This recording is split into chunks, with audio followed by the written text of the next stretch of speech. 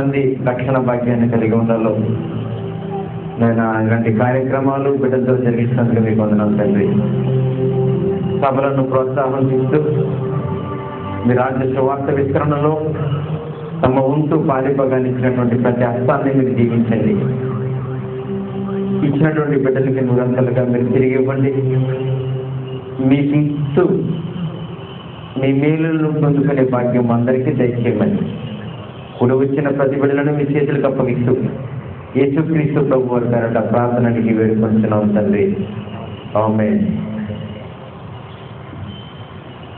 ప్రభునందు ప్రియమైన దేవుని బిడ్డలారా, గుంటూరు మహాపట్నంలో ముఖ్యంగా మరి గుంట గ్రౌండ్లో రెండవ రోజు దేవుని అద్భుతమైన ఆయన మనసు తెలుసుకోవడానికి దేవుడు మనకి మంచి అవకాశాన్ని కలిగించాడు.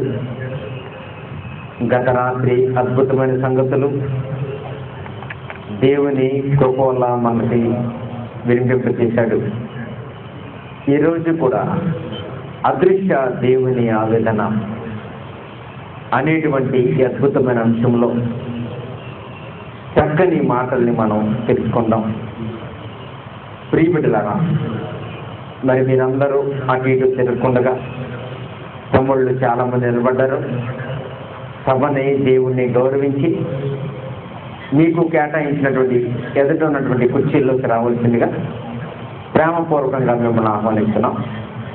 దయచేసి వచ్చి కూర్చుంటే మీకు పక్క వాళ్ళకి చాలా మంచిది. ఎందుకంటే మీరు కదులుతుంటే డిస్టర్బెన్స్గా ఉంటుంది.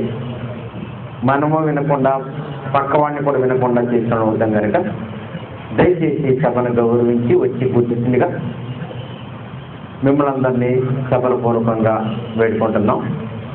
ప్రభునందు ప్రియమైన దేవుని బిడ్డలారా, దేవుని యొక్క మహాకృపను బట్టి ఈ భూమండలం మీదకి ఒక చిన్న జీవితాన్ని తెచ్చుకున్న మన జీవితంలో ఈ జీవితం ఎంత విలువైనదో, దీనిని మనం ఎంత జాగ్రత్తగా జీవించి ముగించాలో ఈ లోకాన్ని చూస్తుంటే మనకు అర్థం కాదు. కానీ దేవుని గ్రంథాన్ని చూసిన ప్రతి మనిషికి దేవుడు మనకి ఇచ్చిన జీవితం ఎంత విలువైందో తెలుసుకోవడానికి అవకాశం ఉంటుంది. తీరిక దొరికినప్పుడల్లా బైబిల్ని పరిశీలిస్తూ బైబిల్లో దేవుడు చెప్పిన మాటల్ని ఆలోచిస్తూ ప్రతి అడుగు మనం వేసిన రోజునే పరలోకపు తీరానికి మనం అర్హత సంపాదించుకున్న వాళ్ళు అవుతాం. భూమి మీద పుట్టి మనం సాధించవలసింది, మనం చేయవలసింది ముఖ్యంగా మన జీవితాలను మనం కాపాడుకుంటూ దేవుని యొక్క పరువు ప్రతిష్టల్ని కాపాడవలసిన బాధ్యత కలిగిన మనమంతా ఒక పరలోకం అనే పట్టణానికి చెందినటువంటి పౌరులు. ప్రియబిడ్డలారా, భూమి మీద బ్రతికి ఉన్న ప్రతి మనిషికి జన్మనిచ్చింది దేవుడు అని మనం చాలాసార్లు వింటూ ఉంటాం. మనందరం ఆయన జ్ఞాపకాలలో ఉండాలనేదే దేవుని ఆశ. ఏ ఒక్కరూ తప్పిపోకూడదని ఈ జీవితాన్ని ముగించుకున్న మరుక్షణమే నిత్య జీవానికి అర్హత సంపాదించుకుని దేవుని దగ్గరికి రావాలని దేవుడు చాలా ఆశతో మన కొరకు ఎదురు చూస్తూ ఉంటాడు. ఆశ దేవునికి మాత్రమే ఉంటే సరిపోదు. మనం పరలోక రాజ్యానికి రావాలి అన్నది దేవుని యొక్క ఆశ అయితే, అలా రాజ్యానికి వెళ్ళాలి అనే ఆశ మనకి కూడా ఉండాలి. అప్పుడే మనం నిత్య సుఖాలు అనుభవించడానికి, నిత్య జీవానికి వెళ్తాం. ఈ భూమి మీద మనం పడే సుఖం, ఈ భూమి మీద మనం అనుభవించేటువంటి మరి ఈ సంతోషం చిన్నది. ఈ జీవితం ముగిసిపోయిన తర్వాత దేవుని కొరకు మనం బ్రతకుండగా చచ్చితే ఒక విషాదకరమైనటువంటి లోకం మన కొరకు ఎదురు చూస్తుంది. లేదు దేవుని కొరకు బ్రతుకుతాను అనేటువంటి జీవితం మనం కలిగి ఉంటే నిత్య సుఖాలు ఇవ్వడానికి కూడా దేవుడు మన కొరకు ఎదురు చూస్తున్నాడు. పిల్లరా, అలాంటి ఈ ప్రపంచంలో ఇంతమంది మనుషులకు జన్మనిచ్చిన దేవుడు ఎప్పటికీ ప్రపంచాన్ని ఆయన చూస్తూనే ఉంటాడు. దేవుని మనసంతా ఈ లోకం మీదే ఉంటుంది. ఇది రాత్రి మీకు నేను చెప్పాను. ఎందుకంటే ఈ భూమి మీద దేవునికి కావలసిన బిడ్డలమైన మనం ఉన్నాం. యెషయా గారు రాసిన గ్రంథములో 40వ అధ్యాయము 17వ వచనాన్ని కనుక చూసినట్లయితే, యెషయా గ్రంథము 40వ అధ్యాయము 17వ వచనం, ఆయన దృష్టికి సమస్త జనులు లేనట్టుగానే ఉన్నారంటే, ఎవరి మాట మన చదివితే ఎలాగనిపిస్తుందండి? దేవుని యొక్క దృష్టికి భూమి మీద ఉన్న సమస్త జనులను లేనట్టున్నారా? ఈ మాట ఏమైనా బాగుందండి? ఈ మాట చదువుతుంటే ఏంటంటే ఇన్ని వందల కోట్ల మందికి జన్మనిచ్చిన దేవుడు ప్రపంచ ప్రజల్ని చూస్తుంటే ఉన్నట్టుగా ఆయనకి ఏమి కనపడటం లేదరా. అంటే అర్థం ఏంటండి? ప్రస్తుత ప్రపంచ జనాభా నుండి 800 కోట్లకి చేరిపోతున్నారండి. మన భారతదేశం ప్రపంచ దేశాలలో ఉన్నటువంటి అత్యధిక జనాభా కలిగిన దేశానికి చేరుకోవడానికి చాలా దగ్గరలో ఉంది.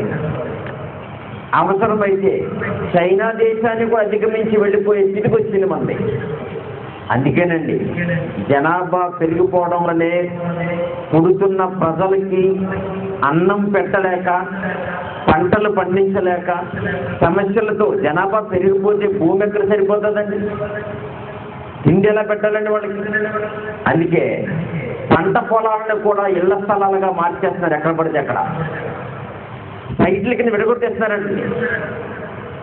ఒక ప్రక్కని పంట పండే పొలంలో కాలేజీలు కడుతున్నారు, ఒక ప్రక్కని పంటలు పండే పొలంలో ఇళ్ల స్థలాల కింద కేటాయించేస్తున్నారు. మరి ఇలాగ ఇళ్ల స్థలాలకి, కాలేజీలకి, హాస్పిటల్కి మన పొలాలు, మన స్థలాలన్నీ కేటాయిస్తే మరి మనం ఎక్కడ పంటలు పండించుకుంటాం? మనం ఏం తింటాం? చూసారా? నాశనం అనేది మనకు తెలియకుండానే మన చుట్టూ తిరిగి వస్తుంది. మనకు తెలియకుండానే మన నాశనానికి వెళ్ళిపోతున్నాం.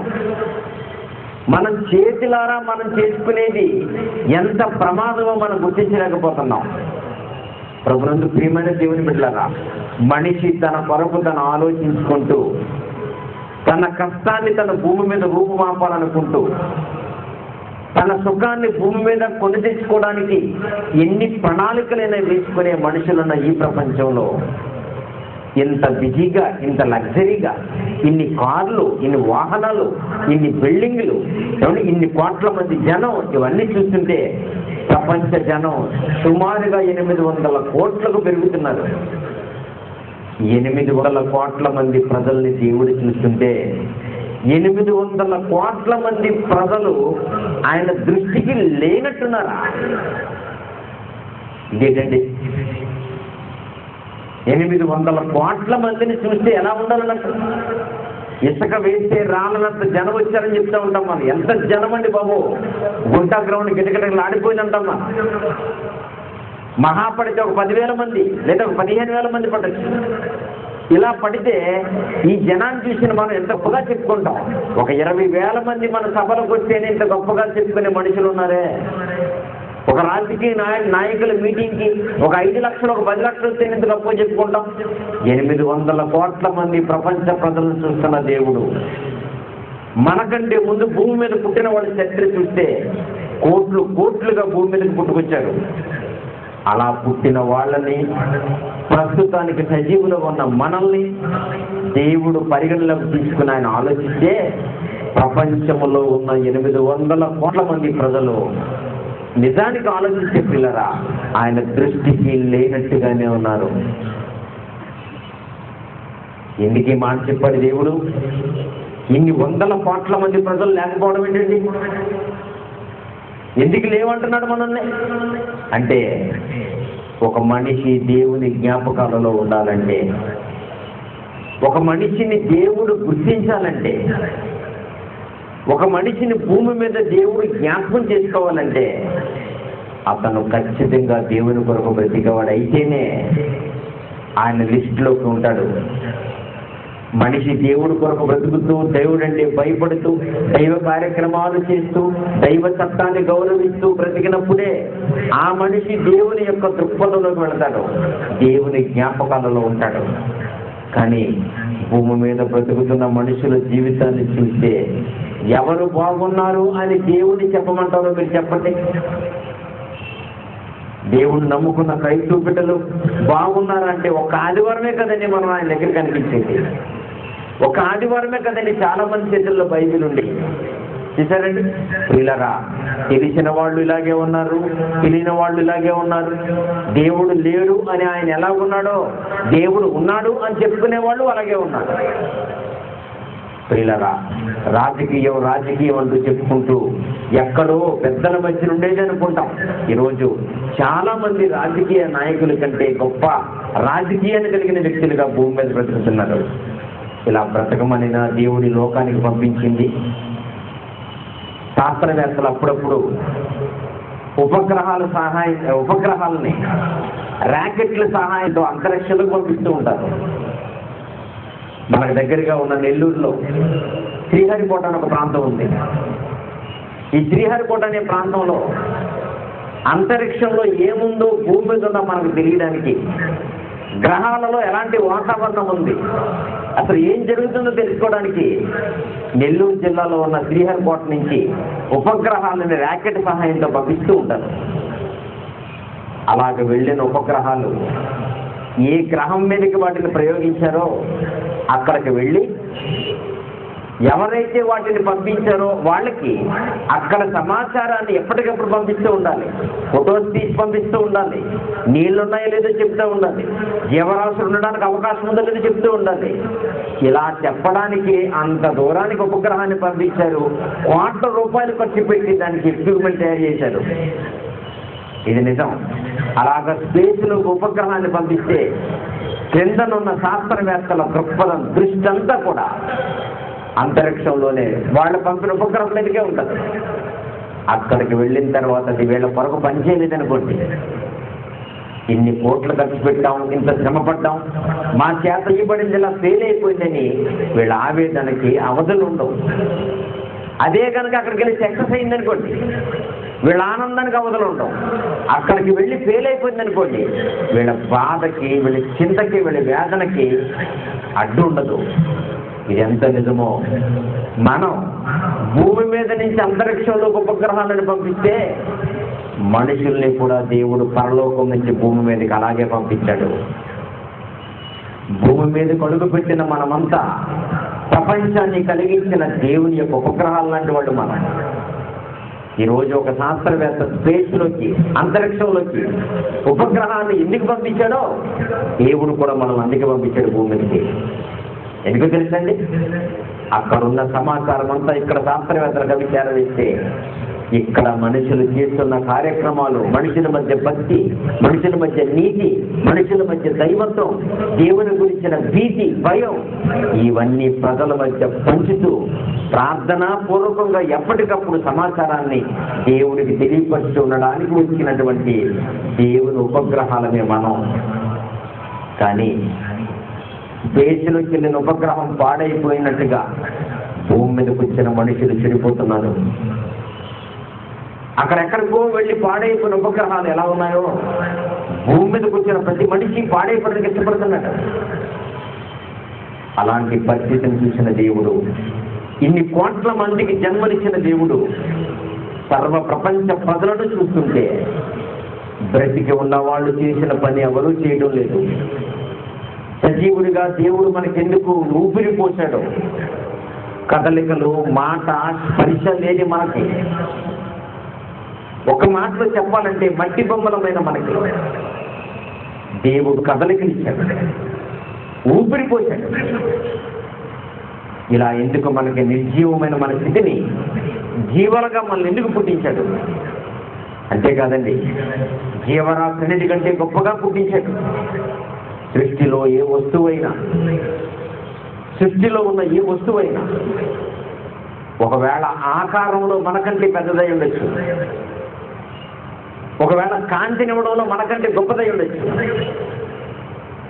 ఖరీదులో మనకంటే గొప్పదై ఉండొచ్చు, కానీ కారణంలో మాత్రం మనకంటే గొప్పది సృష్టిలో ఏది లేదు.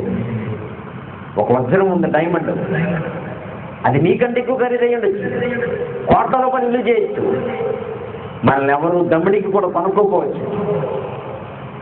మనకంటే పెద్దదైన సూర్యుడు ఉండొచ్చు, మనకంటే ఎక్కువ వెలుగునివ్వచ్చండి. సృష్టిలో మీకంటే పెద్దది గొప్పది ఏదున్నా ఖరీదవచ్చు, కానీ కారణంలో మాత్రం మనిషిని మించిన వస్తువు ప్రపంచం ఏది ఉండదు. మనిషి సాక్షాత్తు దేవుని పోలిక, దేవుని గుణగణాలు కలిగిన వాడుగా భూమి మీదకి వచ్చిన వాళ్ళు మనం. నందు ప్రియమైన దేవుని బిడ్డలారా, మనం ఎంత గొప్పవాళ్ళో మనకు తెలియాలంటే,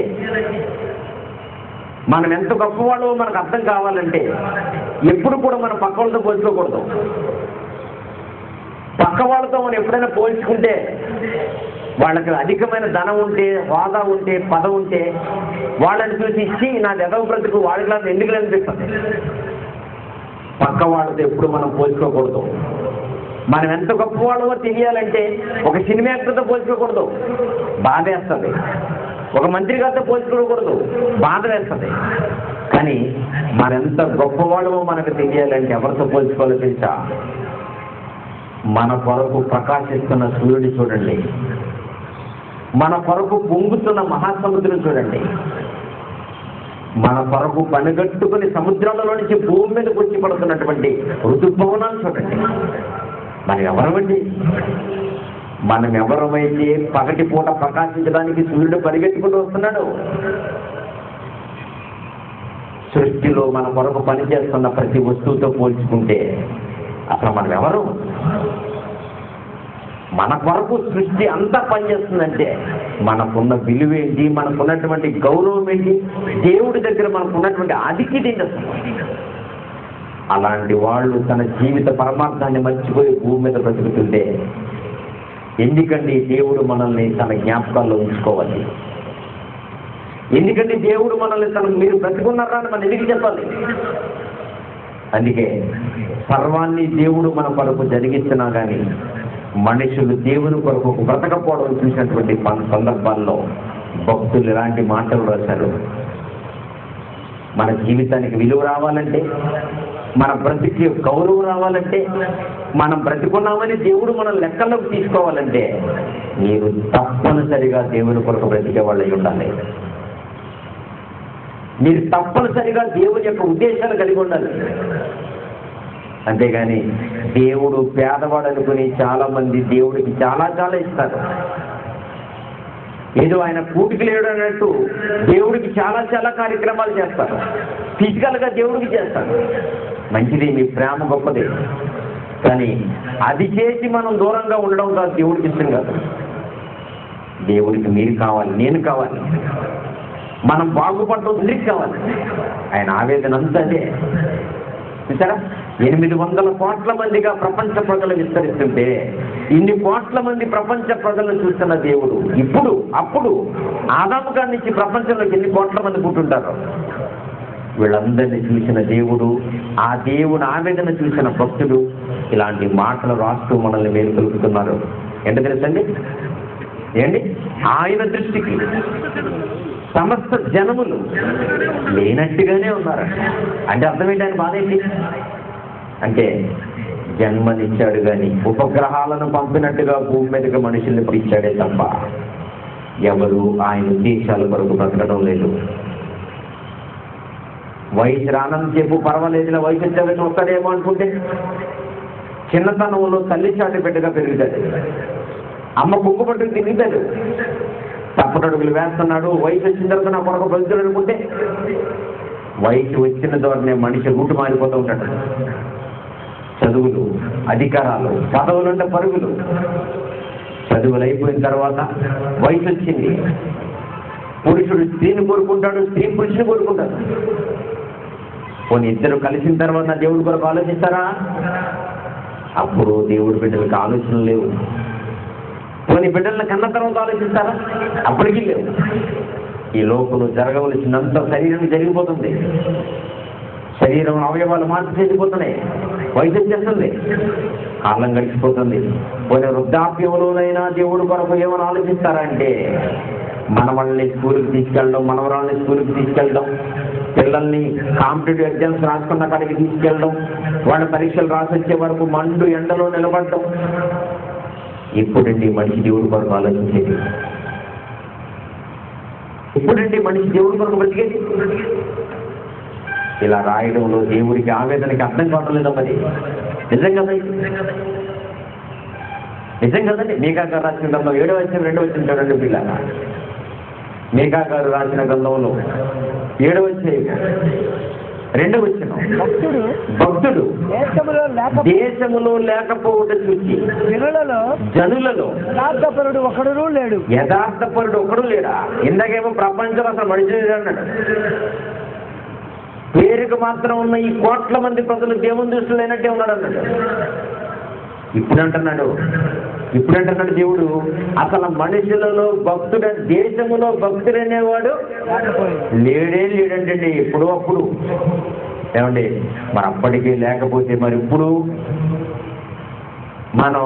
మనం ఉదార స్వభావం గలవాళ్ళం కనుక ఎవరిని చూసినా మనం భక్తుని అంటాం. అబ్బా ఆయన మంచి ప్రార్థన పరుడండి అంటాం. సరే, మన సర్టిఫికెట్ ఇది పర్లేదు. ఆయన మంచి స్పీకర్ అండి, మంచి బోధకుడు అండి అంటారు. సరే, మీ సర్టిఫికెట్ అది. అయితే మరి మన సర్టిఫికెట్లైనా మరి దేవుడు ఇచ్చే మనకిచ్చే సర్టిఫికెట్ అయినా మనం చూసుకుంటామా? అంటే ఈయన మంచి ప్రార్థనాపరుడు అంటాం, ఆయన మంచి ప్రసంగికుడు అంటాం, అబ్బా ఈయన మంచి దాననుడు అంటాం, ఈయన ఫలానా ఓడండి అంటాం. ఇలాగ మన సర్టిఫికెట్లు చాలా మందికి ఇచ్చేస్తూ ఉంటాం. కానీ దేవుడు కూడా ఒక సర్టిఫికేట్ చేస్తున్నాడు మనుషుల్ని. ఆయన ఏమంటాడంటే దేశములో అసలు భక్తుడే లేడు అని, జనులలో యథార్థపరుడు ఒక్కడును లేడు. అంటే అర్థం ఏంటండి? తల్లి గర్భంలో నుంచి భూమి మీదకు పుట్టిన ప్రతి మనిషి యథార్థవంతుడిగా పుట్టించినప్పుడు, అమ్మ కడుపులో నుంచి వచ్చినప్పుడు బాగా ఉన్నాం మనం. తల్లి గర్భంలో నుంచి భూమి మీదకి వచ్చినప్పుడు చక్కగా ఉన్నాం మనం, యథార్థవంతులు, మంచివాళ్ళు. వయసు గడిచే కొద్ది ఎందుకు మారిపోతుంది మానవ బుద్ధి. వయసుతో పాటు మనిషి మారిపోతున్నాడు, సమస్యలతో పాటు బుద్ధి మారిపోతుంది. ఇక అక్కడ నుంచి నటించడానికి మాత్రం పరిమితమైపోతుంది మానవ జీవితం. దేవునిలోకి వచ్చిన తరువాత కూడా నటిస్తున్నాం మనం. ఎవరి దగ్గర నటించకూడదు, ఎవరి దగ్గర అబద్ధం ఆడకూడదు, ఎవరి దగ్గర మనం జాగ్రత్తగా ఉండాలో ఆయన దగ్గర లేకపోతున్నాం మనం. పిల్లగా ఇలాంటి మాటలు మీరు ఆలోచించగలగాలి. కొన్ని మాటలు మాత్రమే ఇంతవరకు సభల్లో మనసుకుంటున్నాం. కొన్ని నాకు తెలిసి పొద్దున్న ఒక మాట చెప్పానండి, సేవకులు వచ్చాను దగ్గరికి, తమ్ముళ్ళు వచ్చారు. ఇంతవరకు చాలా మంది మనకు బైబిల్ ఎలాగ అర్థమైందో అలా చెప్తున్నాం. బైబిల్ సొసైటీలో చాలా మంది ఏం చేస్తారంటే రండి, ఆయనకి ఎలాగ అర్థమైందో చెప్తాడు, నాకు ఎలాగ అర్థమైందో చెప్పకూడదండి, తప్పది. దేవుడు ఎలాగ అర్థం చేసుకోమని రాయించాడు అసలు ఆయన మాటకు అర్థమైంది. అసలు ఒక మాట బైబిల్లో రాయడానికి ఆయన మనసులో ఉన్నది ఏంటి అసలు? కనుక ప్రతి సేవకులు ఆయన మనసులోకి వెళ్ళి ఆలోచించి చెప్తేనే బైబిల్కి మనం న్యాయం చేసిన అవుతాం. అక్కడికి చెప్పాడు ఆయన, ఏమని? నా తలంపులు మీ తలంపులు వంటివి కాదురా బాబు. ఏదో మీ బుర్రలో ఉన్నదంతా పట్టుకొచ్చి ఇక్కడ పెట్టేసి చెప్పేక్కడ మీరు. నా తలంపులు వేరు, మీ తలంపులు వేరు. నేను ఆలోచించినట్టుగా మీరు ఆలోచించలేరు కనుక నా ఆలోచనలకు వచ్చి మీరు ఆలోచిస్తే నా ఆవేదనతో ప్రపంచానికి మీరు చెప్తారన్నాడు. ఈ బిడ్డలారా మాటలు ఎంత బాగున్నాయి చూడండి. నా మార్గములు మీ మార్గములు వంటివి కావు, నా ఆలోచనలు మీ ఆలోచనలు వంటివి కావు అన్నాడు. చూడండి, దేవుడు చాలా డిఫరెంట్గా ఆలోచిస్తాడు. ఆయన ఒక మాట అన్నాడంటే ఆ మాట ప్రపంచంలో ఖచ్చితమై ఉంటుంది. అది పిల్లరా, మనుషులు రాసుకున్న చట్టాన్ని ఆయన ఎన్నిసార్లు సవరించేశారో. రాజ్యాంగం వచ్చిన తర్వాత, స్వతంత్రం వచ్చిన తర్వాత ఏమండి, అమెరికా లాంటి దేశాలని 100 సార్లు సవరించేసుకుని ఉండొచ్చు. మన భారతదేశాన్ని చట్టం రాసుకున్న తర్వాత ఎన్నిసార్లు సవరణ చేసుకుంటామో మన ఇష్టం. ప్రపంచంలో సవరణ లేని చట్టం ఒకటే, దైవ చట్టం. పూర్వకాలం నుంచి ఇప్పటి వరకు దాన్ని ఎవరు మార్చలేదు. తెలియక చాలా మంది బైబిల్ మారిపోయింది అనుకుంటున్నారు. బైబిల్ మార్చేశారంటున్నారు.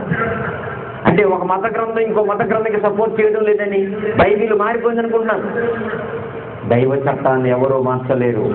ఇది దేవుని ప్రాపర్టీ. ఇది దీన్ని మార్చడానికి నేను ఎంత చూడండి. ఏమండి, మనిషి ఏపాటి వాడు దైవ చట్టాన్ని మార్చేయగలరా? మీరు మార్చేస్తుంటే దేవుడు చేతి కట్టుకుని కూర్చుంటాడా? అంత తెంగరోడండి దేవుడు. ఎవడో వచ్చి బైబిల్ మార్చేస్తే దేవుడు చూస్తూ ఊరుకుంటాడా? మనకంటే తెంగరోడండి దేవుడు. దేవుడు అంటే ఏమనుకుంటారండి, ఇది దేవుని ప్రాపర్టీ, ఇది ఎవడో మార్చడానికి కుదరదు. అందుకే సీలే స్టాంప్ వేశాడు సైన్ చేసి. ఏమని? దీంట్లో ఒక మాటను కలపకూడదు, తీగు అని చెప్పాడు. దైవ చట్టం ఎంత గొప్పది, సవరణ లేనిది, ప్రపంచ ప్రజలందరూ గౌరవించవలసింది మహాచట్టం ఇది. ఆ చట్టములో దేవుడు మన కొరకు రాసిన మాటలన్నీ ప్రతి మనిషికి కన్ను మూసే ముందు చాలా అవసరం. ప్రభునందు ప్రియమైన దేవుని బిడ్డలారా, మనం నడవలసిన మార్గం దేవుడు గీసిన గీత. ఇది దేవుడు గీసిన గీత. ఇది ప్రతి మనిషి నడవలసిన మార్గం. ఇది దేవుడు మనకి చూపించిన మార్గంలో వెళ్ళిపోవడానికి ఇది మనకు చాలు, ఇంకేం అవసరం లేదు. కానీ దీనిని వదిలిపెట్టి మనుషులు ఈరోజు చాలా మంది దీనికి సపోర్ట్గా వాళ్ళ అడ్డదారులు. అక్కడికి యేసుప్రభు చెప్పాడు, ఐఎమ్ ఓన్లీ ద వే అన్నాడు. మీకు తెలుసు, నేనే మార్గమును. నేనే మార్గం అంటే అర్థం ఏంటి? ఇంకొక మార్గం ఎక్కడా లేదని, మీరు మళ్ళా దీనికి జాయిన్గా ఒక అడ్రూట్ వేసుకోవద్దని. నేను గీచిన గీత మీద నడవాలని, నేను చూపించిన మార్గంలో రావాలని యేసుప్రభు అంత పర్టికులర్గా, అంత పకడ్బందీగా చెప్పాడన్నమాట. మనుషులు ఇష్టమైన దారికి వెళ్ళిపోతారన్న సంగతి దేవుడికి తెలుసు.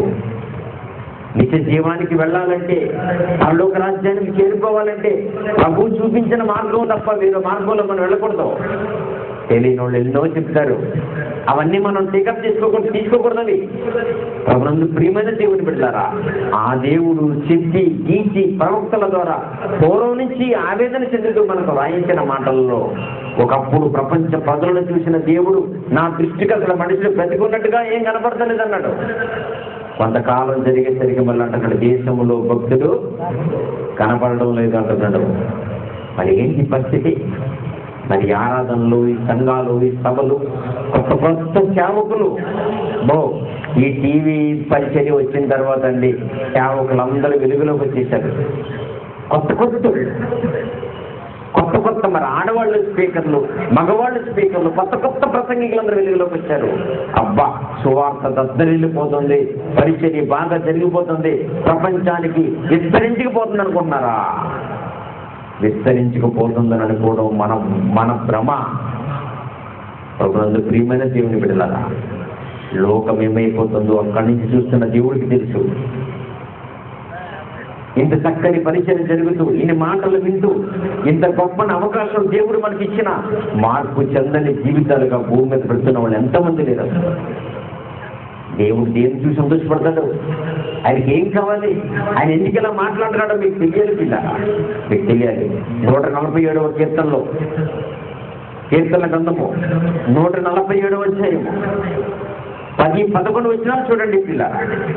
కీర్తన గ్రంథము 147వ అధ్యాయము 10-11 వచనాలు.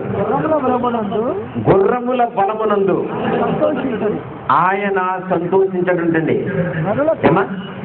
దేవుడంట గుర్రముల బలము యందు సంతోషపడ్డంట. కొంతమంది అండి గుర్రాల్ని పందెం వేయడానికి మంచి మేత పెట్టి మేపుతారండి. రన్నింగ్ రేస్ కొరకు, రేసులో గుర్రాలు ఉంటాయి కదండి. నేను దుబాయ్ వెళ్ళినప్పుడు చూశానండి. నేను రంజాన్ మాసంలో ఇలాంటి పోటీలు జరుగుతూ ఉంటాయి. ఒంట్ల పోటీలు, గుర్రాల పోటీలు జరుగుతూ ఉంటాయండి. ఏమండి, అవన్నీ చూస్తూ ఉంటామండి. చూసినప్పుడు ఎంత బలమైనటువంటి మేత పెట్టి మేపుతారేమో, చాలా బలంగా ఉంటాయండి, చాలా బాగా పరిగెడతాయండి. అలా పెంచిన వాళ్ళండి, వాళ్ళ దృష్టి అంతా వాళ్ళు పెంచిన గుర్రం మీదే ఉంటుందని పొద్దున్న లేస్తారు, పీకి పట్టుకుందని చూస్తారు, కడుగుతారు, శుభ్రంగా మేత పెడతారు. ఉన్న బలం చూసి దాని కాళ్ళ మధ్యన కూర్చొని ఆనందపడిపోతూ ఉంటాడు. గేదెలు పెంచుకున్న కూడా అంతేనండి. కొనుక్కొస్తారు ఎక్కడో పాపం, మేత పెట్టి ఆయిల్ పెట్టి శుభ్రంగా స్నానం చేయించి అన్నీ కడుగుతూ ఏమండి దాని ఒళ్ళు, దాని కాళ్ళు, దాని బలం చూసి చాలా సంతోషపడతారు. అంతెందుకు మొన్న సంక్రాంతి రోజుని కోడి పందాలు జరిగాయి కదండి చాలా చోట్ల. ఏమండి కోట్ల రూపాయల పందాలు జరిగాయని పేపర్లో చాలా చదువుకున్నాం మనం. కోడి పందాల కోసం కోళ్ళు మేపుతారండి, కోడిని మేపుతారండి, పెద్ద పెద్ద కోళ్ళండి, వేల రూపాయలు ఉంటాయండి. వాటికి పెట్టేటువంటి దానా లేదంటే వాటికి పెట్టే మేత ఎంత బలిష్టమంది పెడతారో. అలాంటి కోళ్ళని పందెంలోకి తీసుకెళ్ళి కోడి మీదకి కోడిని విడిచిపెడితే నిజంగా కట్టినా ఏమండి నిజంగా కోడుకున్న పౌరుషం మీకు తెలుసో తెలియదు కానీ చాలా గొప్పదండి. బట్టలు తెగిపోయి బ్లడ్ కారిపోతున్నా సరే, ఏమండి శరీరం ముక్కలైపోయి తెగిపోయి రక్తం కారిపోతున్నా సరే నిలబడి మరణించే వరకు పోరాడుతుందండి. ఓపిక లేకపోయినా ఊది మరీ దాన్ని ముగ్గు ముందు పెడతారు, అయినా పోరాడుతుంది. ఎంత పౌరుషం ఉండదానికి. అలాంటి కోడి ఎదటి కోడిని తంతుంటే తన కాళ్ళ బలం చూసి కోడిని మేపిన వాడు పందెం గెలిచిన తర్వాత భుజాన్ని వేసుకుంటా తీసుకొస్తూ ఉంటాడు. లక్షల రూపాయలు గెలిపించింది అనుకుంటూ ఉంటాడు. ఎంత ఆనందపడిపోతూ ఉంటారండి. ఇది ఒక మంచి బండి కొనుక్కుంటే కొత్తలో రోజు కడుగుతూనే ఉంటారు, ఆయిలింగ్ చేస్తూనే ఉంటారు. రోజుని గడిచే కొద్ది దాన్ని జోలికి వెళ్ళరండి. ఇంకా కొత్తలో మోజు కదండి. బండి కొన్నామంటే దాన్ని చుట్టూ తిరుగుతారు పొద్దున్నకి. ఎంత దుడి చేస్తారో, కొడుకుని దుడమంటాడు, ఆయన తిరుగుతాడు, భార్య తిరుగుతుంది, బయట తిరుగుతాడు, ఫ్రెండ్ తిరుగుతారు, అందరూ తిరుగుతూనే ఉంటారు. ఎంత ఆనందం అండి మనకి. ఏదైనా కొనుక్కుంటే దాన్ని చూసి ఆనందపడతాం, ఒక పశువుని మేపుకుంటే దాన్ని చూసి ఆనందపడతాం, ఒక కోడిని మేపుకుంటే దాని బలం చూసి ఆనందపడతాం. అలాగే చాలా మంది ఎక్సర్సైజ్ చేసి కండలు చూసి పొంగిపోతూ ఉంటారు. ఇలా కండల మాటకి ఇలా చూపించుకుంటూ ఉంటారు కదా. మీ కండలు చూసి మీ బలం చూసి మీరు పొంగిపోతారేమో, మీ బండి చూసి మీ పశువులు చూసి మీరు ఆనందపడిపోతారేమో. దేవుడు అలాంటి కాదు, ఆయన అలాంటి కాదు. మీకు కారు ఉందని ఆయనకు ఆనందం కాదు, మీకు బండి ఉందని ఆనందం కాదు, మీకు మంచి లక్షల రూపాయలు పందెం చేసి కోడి ఉందని ఆయనకు ఆనందం కాదు. చివరికి మీకు కండలు ఉన్నాయి, గుండెని పిండేసి కండలు కలిగిన దేహం ఉందని కూడా ఆయన సంతోషం కాదు. ఆయనకు అలాంటి ఇష్టం ఉండవు. మీకు ఎంత ఎక్సర్సైజ్ బాడీ ఏంటి దేవుడికి, మీకెంత ఇనప ముక్కను సైతం వంగదీసేసే బాడీ అయితే ఆయన సుఖమైంది. 2 అడుగులు దేవుని కొరకు బయటికి వేసి ఎవరికి సువార్త చెప్పలేనప్పుడు నీ దేహం ఎంతలా ఉంటే సుఖమైంది, నీ కండలు మెలిసిగిపోతే సుఖమైంది. అలాంటి వాళ్ళని చూసి దేవుడు సంతోషించడంట. ఎంత బాగుందని మాట. 47 కీర్తన 10 ఆయన గుర్రముల బలమయందు సంతోషించడు, నరుల కాలి సత్తువయందు ఆయన ఆనందపడడం. మరి ఏంటంటే ఆయన ఆనందం? ఆయన ఆనందపడడు అంటాడు. మరి ఏంటి ఆనందపడతాడు దేవుడు? ఇంతవరకు ప్రపంచంలో ఎవరైనా తెలుసుకున్నారా? నేను నమ్ముకున్న దేవుణ్ణి ఆనందపరచాలంటే, నేను నమ్ముకున్న తండ్రికి ఆనందం కలిగించాలంటే ఏం చేస్తే ఆనందపడతాడు ఆయన? ఏమండి మీకు తెలుసో తెలియదు, మొదట్లో చెప్పాను నేను. దేవుడు ఆనందపడ్డాడు అనడానికంటే దేవుడు బాధతో ఉన్నాడని చెప్పడానికి బైబిల్ ఎక్కువ డిఫరెన్స్ ఉంటాయండి. ఎక్కడ టచ్ చేసిన దేవుని ఆవేదన, ఆయన సంతోషపడిన సందర్భాలు చాలా తక్కువ ఉంటాయండి. ఒకసారి యేసు ప్రభు గారు బాప్తిసం తీసుకుని బయటకు వస్తున్నారని యోర్దాను నది నుంచి. మత్తయి సువార్త 3వ అధ్యాయం 16-17 చూడండి పిల్లల. అదేనా? మత్తయి సువార్త 3వ అధ్యాయం 16.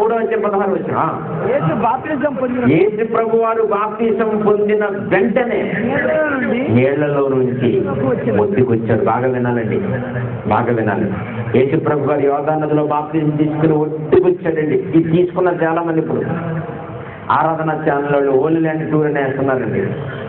విదేశాలకు తీసుకెళ్ళి యెరూషలేము, పాలస్తీనా, ఇజ్రాయేల్ ఇలాంటి యోర్దాను, మరి యేసు ప్రభు గారిని సిలువేసినటువంటి పర్వతం, గొల్గొతా పర్వతం, లేదా కల్వరి కొండ, ఇలాంటివన్నీ తీసుకెళ్ళి చూపించుకొస్తున్నారు కదా. చాలా మంది పెద్దోళ్ళు వెళ్తున్నారు. మంచిది, ఆయన పుట్టిన చోటకి వెళ్ళగానే మనసు బలపరిచిపోతుంది. మరి ఆయన అక్కడ లేడని తెలిసి కూడా వెళ్తాం, దగ్గర చూసి వస్తాం మనం. మంచిది. అయితే ఇలా వెళుతున్నారండి. వెళ్ళి కొంతమంది ఏం చేసి తెలుసండి, బాప్తీసాలు ఇక్కడ మనకు కృష్ణా నదిలోనో గోదావరి నదిలోనో తుంగభద్రలు ఇస్తే తీసుకోరు. అక్కడికంటూ వెళ్ళి యోర్దాను నదిలో ప్రభు తీసుకున్న తర్వాత తీసుకుని చాలా మంది ఫోటోలు తీసుకుని మరి వస్తున్నారు. ఏమన్నా తెలియకడు కదా యోర్దాను నదిలో తీసుకుంటే పర్లోకి వెళ్తారండి? యోర్దాను నదిలో బాప్తీసి పర్లోకి వెళ్తారా? వెళ్తారండి? ప్రియులరా, మనసు మారనప్పుడు ఎక్కడికి వెళ్ళినా పరలోకానికి వెళ్ళదు. ఏదో మన భ్రమ, ఇక ప్రభు తీసుకున్నట్టు బాప్తీసం తీసుకుని చెప్పుకుంటారు. మనసు మారినప్పుడు యోర్దాను నదిలో మునిగితే ఏంటి, కృష్ణ నదిలో మునిగితే ప్రియులరా, బాప్తీసం ఎక్కడ తీసుకున్నామని కాదండి, అసలు ఎందుకది, ఎందుకు తీసుకోవాలి, తీసుకుని అసలు ఏం చేయాలి? అసలు బాప్తీసం తీసుకుని 4 గోడలకి కూర్చుని జీవితం అంతా అందులోనే మగ్గిపోయి అసలు మార్పు లేకుండా ఇష్టం వచ్చిన పాట పాడుతూ, చేతికి వచ్చిన కానుకిస్తూ, సమయం వచ్చినప్పుడు దేవుడి దగ్గరికి వెళ్ళి ఇష్టానుసారంగా బ్రతికి రావడం అందుకేనండి మానవ జీవితం. కాదండి, అది కాదండి జీవితం అంటే. అదే యోర్దాను నదిలో ప్రభు గారు బాప్తీసం తీసుకుని తడిచిన వస్త్రం కలవాడే, తడి బట్టలతో, తడిచిన ఒళ్ళితో, శరీరంతో ఒడ్డుకొచ్చి నిలబడ్డాడని మహాత్ముడు, ప్రపంచాన్ని ఉద్ధరించడానికి వచ్చిన మన నాయకుడు, గొప్పవాడు, ఆశలు లేనివాడు, ప్రపంచం కావాలని కోరుకునేవాడు, చచ్చిపోయే వరకు చిల్లి గవ్వ సంపాదించుకోలేనివాడు, నిస్వార్థపరుడు ప్రభు, గొప్పవాడు. ఆయన గురించి చూస్తే బాప్తీసం తీసుకుని ఒడ్డుకొచ్చి నిలబడ్డారండి. ఇదిగో ఆకాశము బళ్ళుమని తెరబడిపోయింది. ఎందుకంటే అంతమంది ములుగారు ఆయనకు ముందు. ఎవడ ములిగినా ఆకాశం తెరవబడలేదు, మూసుకుపోయే ఉంది. ఎంతమంది మునిగినా ఆకాశం మూసుకుపోయింది, ఎవరికి తెరపడలేదు. ప్రభువు ఎప్పుడైతే ఆ బాప్తీసం తీసుకుని బయటకు వచ్చి నిలబడ్డాడో ఆకాశం బళ్ళు మని విడిపోయిందంట. దేవుని ఆత్మ పావురము వలె దిగి వచ్చింది వచ్చేసాడట. మరియు ఇదిగో ఈయనే నా ప్రియకుమారుడు. మరి అందరూ మిగతా వాళ్ళందరూ ఈయనకు ముందు బాప్తీసం తీసుకున్న వాళ్ళు ఎవరు? యోహాను గారు మిగతా వాళ్ళకి బాప్తీసం ఇచ్చిన వాళ్ళు ఎవరు? ఎవరాళ్ళు? ప్రభు బాప్తీసం తీసుకున్న బయటకు వచ్చి నిలబడితే చుట్టూ ఉన్న వాళ్ళు ఎవరు? ప్రభుతో పాటు ప్రభు కంటే ముందు బాప్తీసం ఇచ్చిన వాళ్ళు ఎవరు? అసలు వాళ్ళందరూ దేవుని కుమారులు కదన్నది. ఈయనే నా ప్రియ కుమారుడు అంటే మరి వాళ్ళెవరు? ఆలోచించాలి. మరి వాళ్ళెవరైతే అసలు మనమెవరు? మనం దేవుడికి ఏమవుతాం? అసలు దేవుడి తండ్రి అయితే, మన కుమారులు అయితే ఈ రిలేషన్ ఇంకా మనం కాపాడుకున్నామా, వదిలిపోయింది ఎప్పుడన్నా?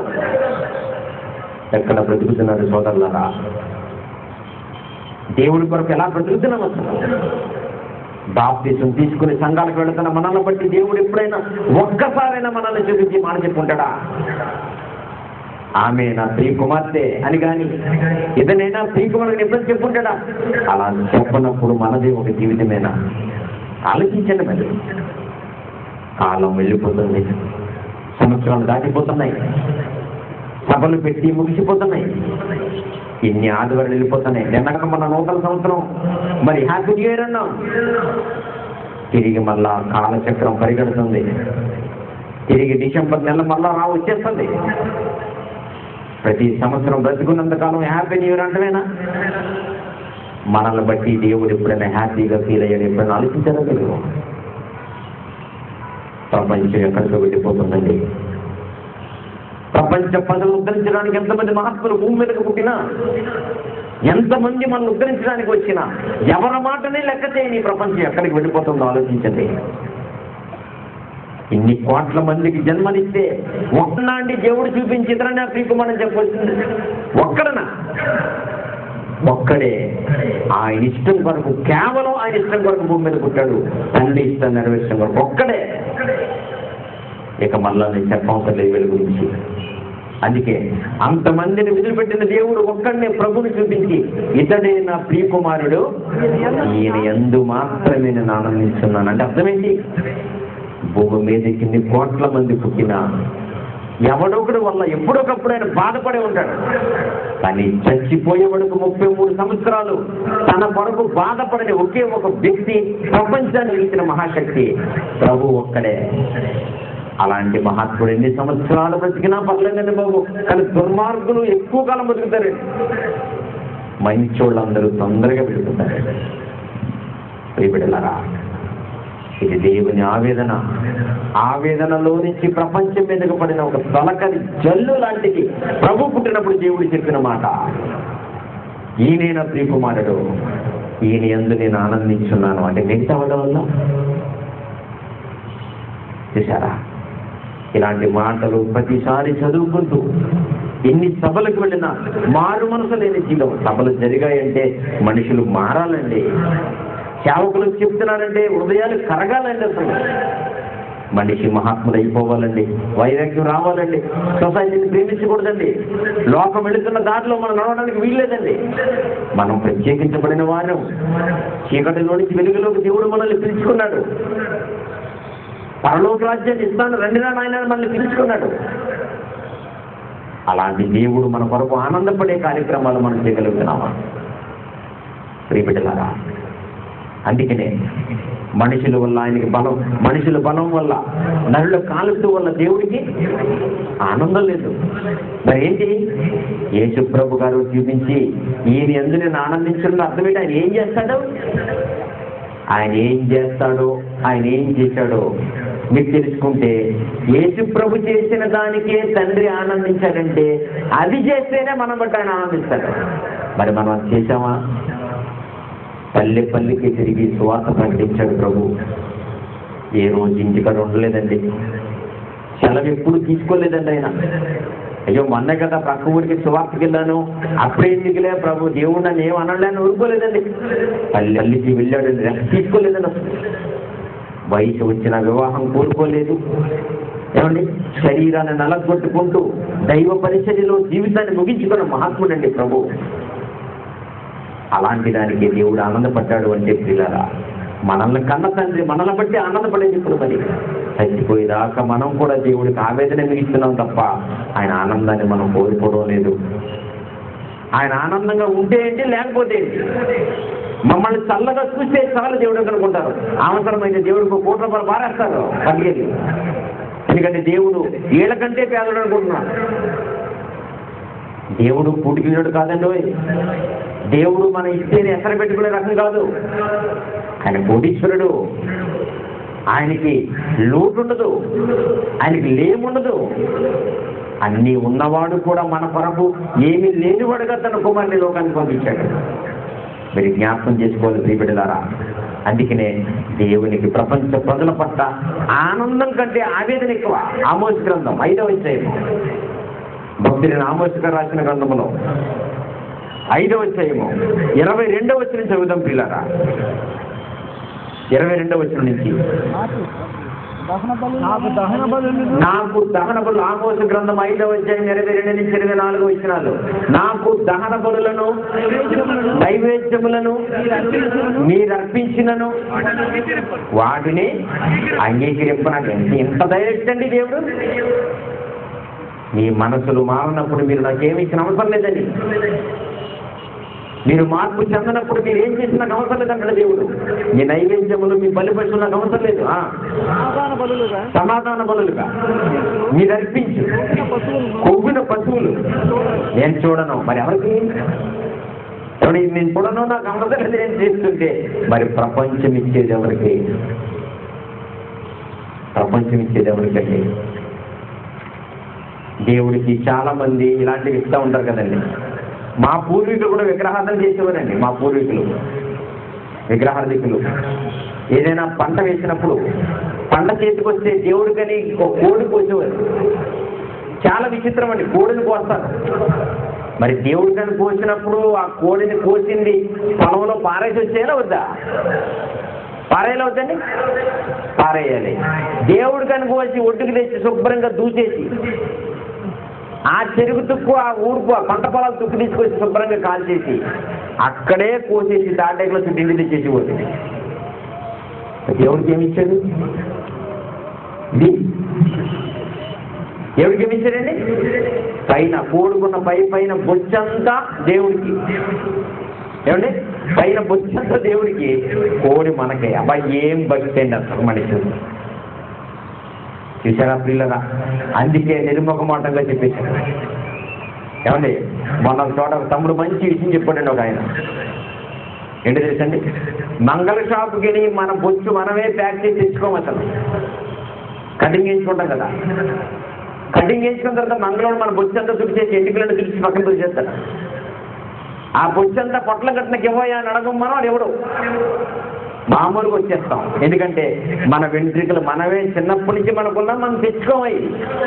కానీ మా ప్రాంతాలలో మేరీ మాతల గుళ్ళు ఎక్కువ ఉంటాయండి. గౌరీపట్నంలో ఒకటి ఉంది, ఇలా చాలా చోట్ల చూస్తూ ఉంటాం. మరి ఇలా గుంటూరు జిల్లాలో సాగర కన్య, మరి ఇదంటారు కదా సాగర మాత, ఇలా చాలా చోట్ల ఉంటాయి. అక్కడికి వెళ్ళి చాలా మంది భక్తులు తలనీలాలు ఇస్తారు, గుండు కొట్టించుకుని వస్తారు. అలాగే ఇచ్చినప్పుడు దేవుడికి చాలా చేసామనుకుంటారు. ఏమండి, దేవుడికి ఏమి ఇచ్చారు, ఎక్కడికి ఇచ్చానండి, మేరీ మా దగ్గరికి వెళ్ళి గుండు కొట్టించుకున్నానండి అంటారు. ఏమంటే దేవుడికి ఇచ్చానంటారు, మంచిది.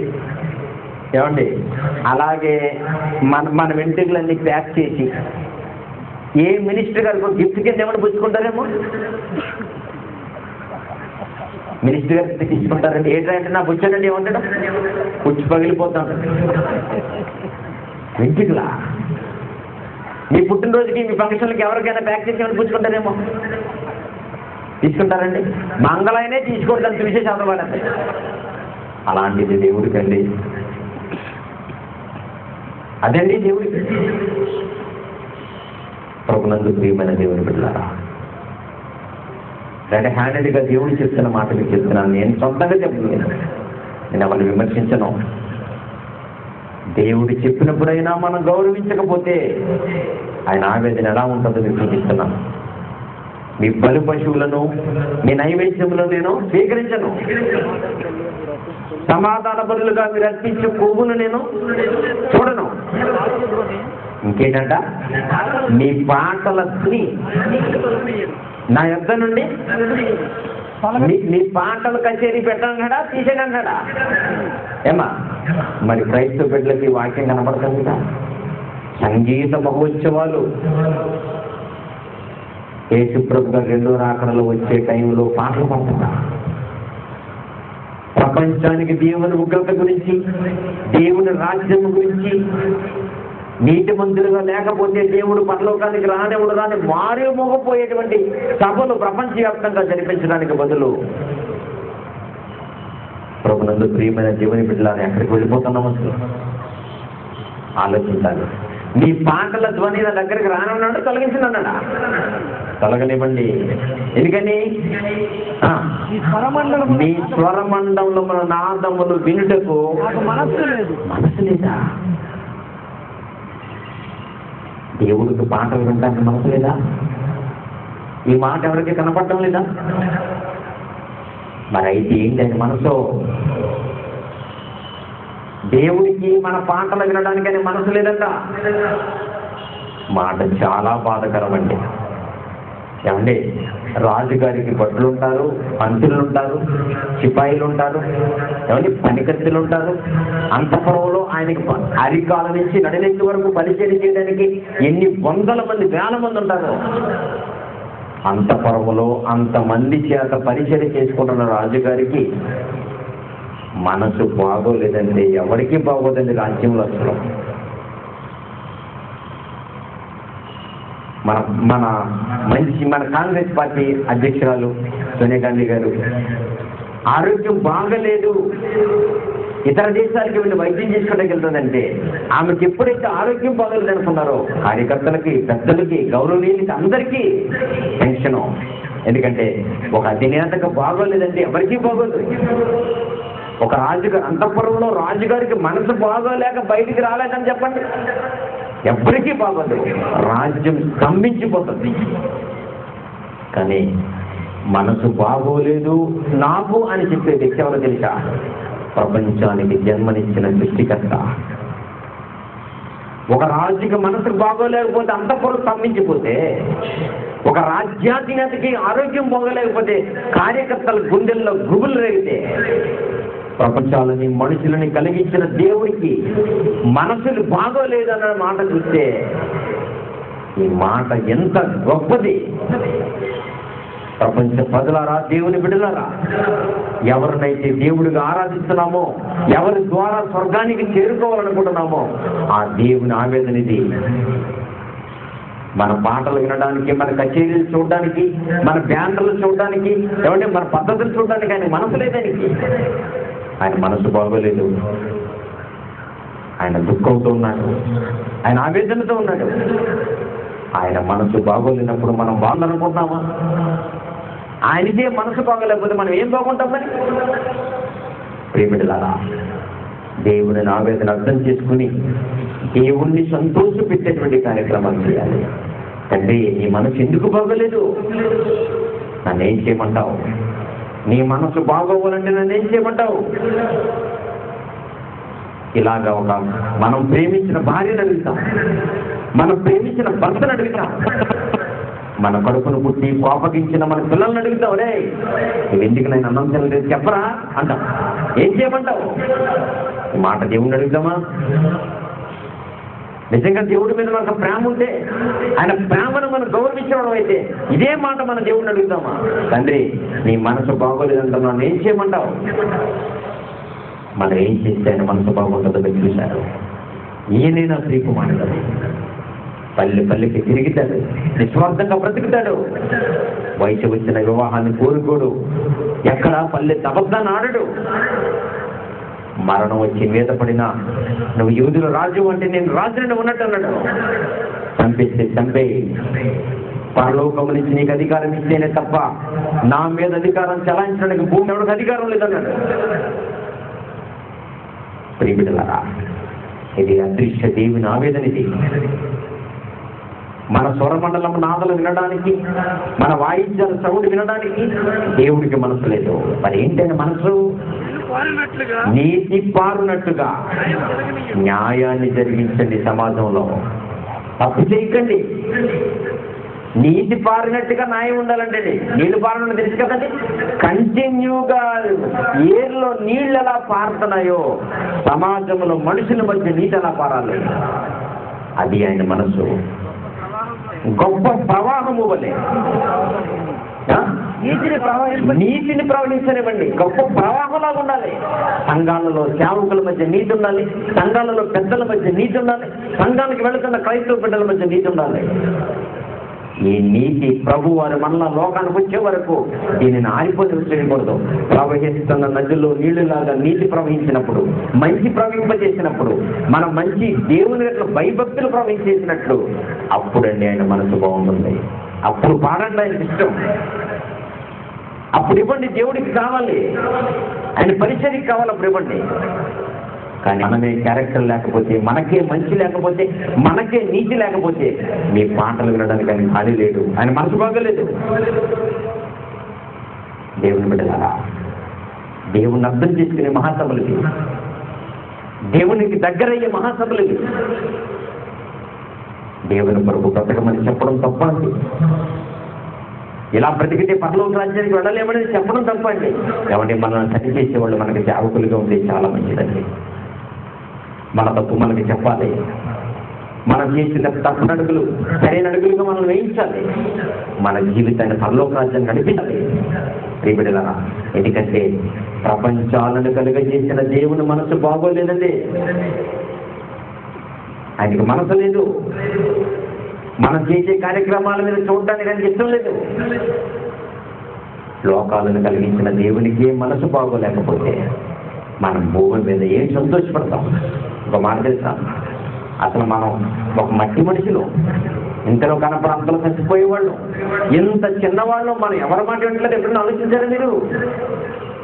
మనం ఎవరి మాట వింటలేదు తెలుసా మీకు? ఇర్మియా గ్రంథం ముగిస్తానండి, 5వ అధ్యాయం. ఇర్మియా రాసిన గ్రంథములో 5వ అధ్యాయం 21 వచ్చిన చూడండి ఒకసారి, వెళ్ళిపోదాం.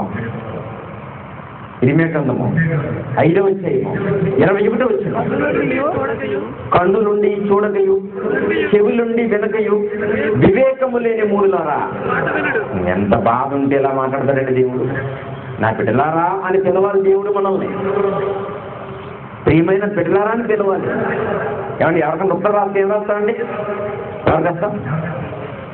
ప్రియమైన తమ్ముడికి, ప్రియమైన నాన్నగారికి, ప్రియమైన తల్లిగారిని రాస్తాం. ఒరే ఎదవన్నారు ఎదవ కానీ రాస్తారు స్టార్టింగ్ ఎండింగ్ అలా రాశారంటే ఉడికిపోయి ఉంటాడండి అతను. అలాగే ఎవరు రాయరండి. ఎంత చక్కగా సంబోధిస్తామో, కానీ కన్ను నుండి చూడరు, చెవుల నుండి వినరు, వివేకము లేని మూర్ఖులారా అన్నాడంటే ఆయన ఎంత ఆవేదన చెందుతున్నాడు. ఈ మాట వినండి. మీరెవరి మాట వింటలేదో ఈ మాట విన్న అర్థం ఏంటి? మనం దేవుని మాట వింటం లేదంట. మనం ఒక కలెక్టర్ గారి మాట వింటున్నాం, ఒక ఎంఆర్ఓ గారి మాట వింటాం, భర్త మాట వింటాం, భార్య మాట వింటాం, మాస్టర్ మాట వింటాం, పోలీసు వారి మాటలు వింటాం. ఒకవేళ వాళ్ళ మాటలు కూడా విన్నోళ్ళు కూడా ఉన్నారు సమాజంలో. అయితే మీరు ఒక జడ్జి గారి మాట వింటలేదు, ఒక ఎంఆర్ఓ మాట వింటలేదు అంటలేదు. అసలు మనకు తెలియడం లేదని మనం ఎవరి మాట వింటలేదో మనకు తెలియడం లేదు. మనం ఎవరి మాట నిర్లక్ష్య పెడుతున్నామో, ఎవరి మాటని మనం తీసుకోవడం లేదు, ఎవరి మాటని వినకుండా మొండిగా ఉంటున్నామో మనకు అర్థం కావడం లేదు. ఎవరి మాట వింటలేదు తెలుసండి? సముద్రము దాటలేకుండానట్లు దాని తరంగములు ఎంత పొర్లినను అది ప్రబల లేక ఉండినట్లు ఎంత ఘోషించినను దాటలేకుండానట్లు నిత్య నిర్ణయము చేత దానికి ఇసుకను సరిహద్దుగా పెట్టిన నాకు మీరు ఎవరి మాట వింటలేదండి? మనం ఏమండి ఎవరి మాట వింటలేదు తెలుసా? సముద్రానికి అడ్డుకట్ట దేవుడు కేవలం ఇసుక ద్వారా పెట్టాడు. మనకలాగే ఇసుక, సిమెంటు, ఐరన్, అలాగే చిప్స్, మెట్లు ఇవన్నీ వేసి మంచి పటిష్టమైన కొలతలతో సముద్రం చుట్టూరు గోడ కట్టలేదు. దోషుల దిశక తీసుకెళ్లి సముద్రం ఒడ్డుని పారబోస్తే సముద్రం దగ్గర ఇసుక, సిమెంట్ అందులో లేకపోయినా, ఐరన్ లేకపోయినా, మెటల్ దాంట్లో లేకపోయినా ఎంత పటిష్టంగా సముద్ర తరంగాలు నాటేసింది. అంత మహాసముద్రాల కొమ్ములు విరిచి ఆపిన దేవుడు మనల్ని కంట్రోల్ చేయలేక కాదు. మన ఎవరి మాట ఎట్లా తెలుసండి? మహాసముద్రాలకు ఇసుకనట్టుగా పెట్టి ఆపిన దేవుడు మాటలు లెక్క చేయడం లేదు మనం. ఆయన మాట వినకపోతే ఏమైపోతామో భయం లేదు మనకి. ప్రియబిడ్డలారా, మనం ఎవరి మాట వింటలేదు ఒకసారి ఆలోచించుకొని, మీకు సర్వలోకాలను కలిగించి భూమి మీద జీవమించిన దేవుని కొరకు బ్రతకకపోగా దేవుడు చెప్పిన ప్రతి మాటకి వ్యతిరేకంగా బ్రతుకుతున్న సమాజంలో ఉన్న దేవుని బిడ్డలారా ఆలోచించండి. దేవుని మాట విన్నది ప్రపంచం ఏమైపోతుందో తినడానికి ఒక మంచి పాట రాశానండి. రాత్రి చూపించలేకపోయాం, స్క్రీన్ మీద చూపిద్దాం. ఆశీర్వాదం తీసుకుందరు కానీ తర్వాత ప్రార్థన చేసుకుని వెళదాం. దయచేసి ఎవరు వెళ్ళకండి. మంచి పాట. ఎవరి మాట ప్రపంచం వినకపోవడం వల్ల ఎంత స్థితికి వెళ్ళిపోయిందో, ఎవరి మాట ప్రపంచం వినడం లేదో తెలుసుకోవడానికి అద్భుతమైన పాట రాశానండి. ఆ పాటని స్క్రీన్ మీద చూపిస్తాను తమ్ముడు, ఒక్కసారి చూద్దాం. ఆ పాటలో ఉన్న అర్థాన్ని మనం జ్ఞాపకం చేసుకుందాం. దేవుని మాట చాలా గొప్పది. అంత గొప్పవాని మాట వినకపోతే 50 సంవత్సరాల జీవితంలో నష్టపోతాం. దీని తర్వాత కూడా పెద్ద నష్టంలోకి వెళ్ళిపోతాం. అలా కాకూడదు అనుకుంటే ఆయన మనసు ఎందుకు బాగోలేదు? ఆయన బాగోవాలంటే మనం ఏం చేయాలి?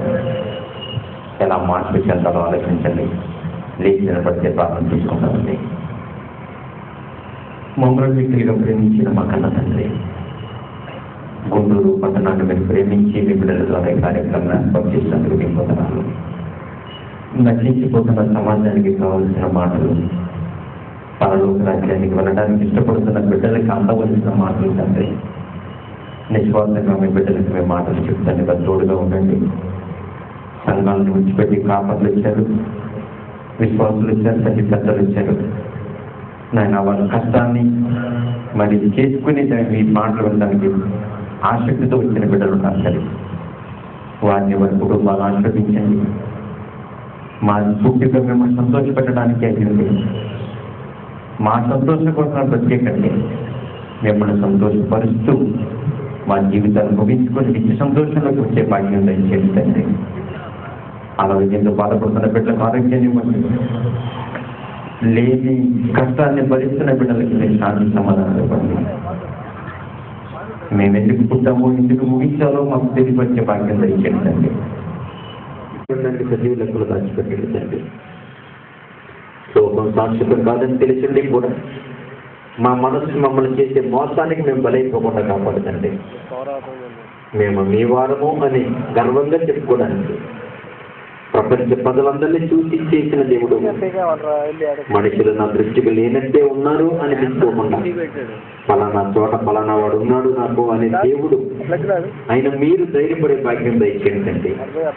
ఇప్పటికి పరిపూర్ణమైన మనసునివ్వండి, మంచి ఆలోచన కల్పించండి, మా తప్పులు క్షమించండి తండ్రి. మీకోసం మంచిగా బ్రతికి మీ ఇష్టం నెరవేర్చే భాగ్యం దయచేయండి. కూడి వచ్చిన ప్రతి బిడ్డని మీ చేతులకు అప్పగిస్తూ తిరిగి రేపటి దినానికి మళ్ళీ క్షేమంగా మమ్మల్ని తీసుకురండి. మంచి వాతావరణం మనకి ఇవ్వండి తండ్రి. బిడ్డలు తిరిగి వెళుతుండగా తోడుగా ఉండండి. వారిని వారి కుటుంబాన్ని ఆశీర్వదించండి, వాళ్ళ సంఘాలను ఆశీర్వదించండి, వాళ్ళ విశ్వాసాలు మీరు దీవించండి తండ్రి. ఇంటి విధానంగా మమ్మల్ని ప్రేమించి మీ రాజ్య సువార్త విస్తరణ కొరకు మమ్మల్ని ఉపయోగించుకోండి. మా కొరకు త్వరలో రానున్న క్రీస్తు యేసు ప్రభు వారి పేరట ప్రార్థించి అడిగి వేడుకొనిచున్నాము తండ్రి. ఆమేన్. తండ్రి